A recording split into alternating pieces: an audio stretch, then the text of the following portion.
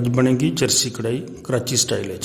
वैसे तो बुनियादी तौर पर डिश पेशावर की है, लेकिन असी इस डिश को कराची स्टाइल बनाने का तुहानूं तरीका दसांगे। बहुत मज़ेदार बनती है तो बड़ा वखरा ही स्वाद होंदा है। तुसीं भी इस डिश को ट्राई करना, इंशाअल्लाह तुहानूं भी बड़ा मज़ा आएगा। बिस्मिल्लाहिर्रहमानिर्रहीम। रैक्स किचन में अज असीं चरसी कढ़ाई बना रहे हैं। सब तो पहले असी कढ़ाई तकरीबन 1.5 लीटर पानी पा के तो उन्होंने गर्म करना है। तो जो पानी अच्छी तरह गर्म हो जाए तो फिर असीं इहदे विच मटन पावांगे। मटन यानी बकरे का गोश्त मैं तकरीबन 2 किलो पका रहा।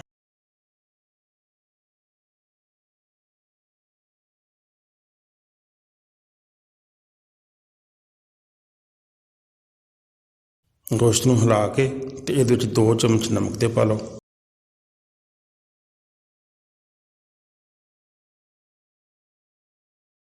गोश्त विच नमक पा के तो इस तरह ही पकन दिओ। असीं इस तरह ही पानी दे विच तकरीबन गोश्त नूं कोई 70-80% गला लेना ते नाल वक्फे ना गोश्त नूं हिलाउंदे भी रहना ताकि गोश्त कढ़ाई नाल सड़ ना जाए।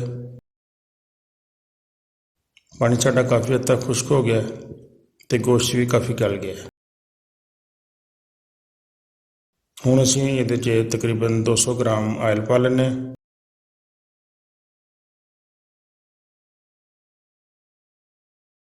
आयल पा के 2-3 मिनट गोश्त नूं इस तरह ही पका लो।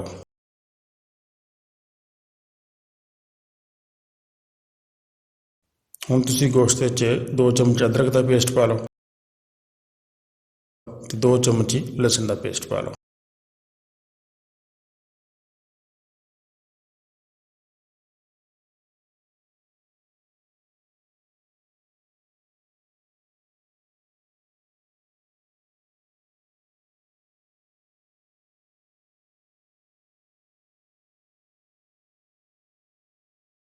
तीन चार टमाटर नूं बरीक बरीक कट के पा लो।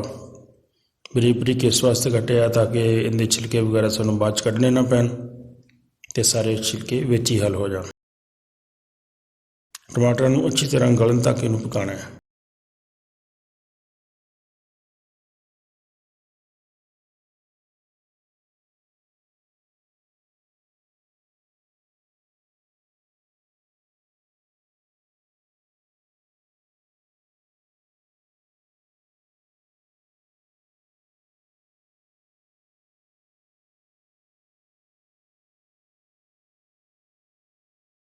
टमाटर साढ़े बिल्कुल गल गए।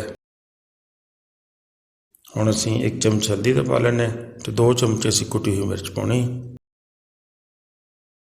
ते नाल 1 चमच सफेद मिर्च का पा लो, 1 चमच धनिया पाउडर का, 1 चमच जीरा पाउडर ते 1 चमच ही गर्म मसाला पाउडर पा लो।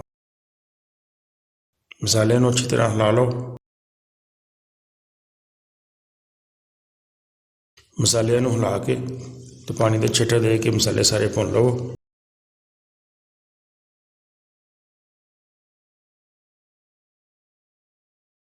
ते 3-4 हरियां मिर्चां पा लो।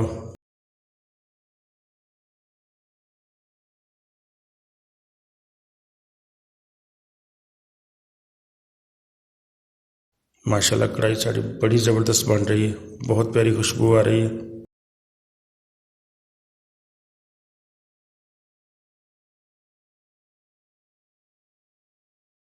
200-250 ग्राम में दही पा लो।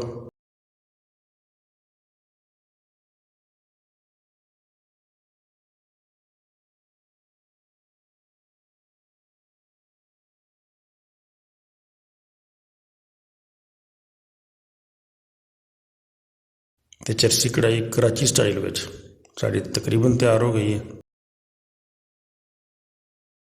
थोड़ा जिहा हरा धनिया गार्निश कर दो।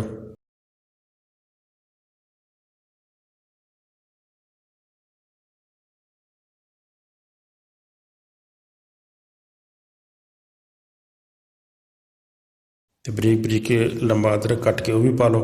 तो साड़ी चरसी कढ़ाई तैयार हो गई। तुसीं भी इनू ट्राई करो, इंशाअल्लाह तुहानूं भी पसंद आएगी। वीडियो अच्छी लगी हो तो दोस्तों ने जरूर शेयर कर दिया करो तो नाल लाइक कर दिया करो। मेरी वीडियो नूं पूरा देखने का बहुत शुक्रिया। अस्सलाम वालेकुम।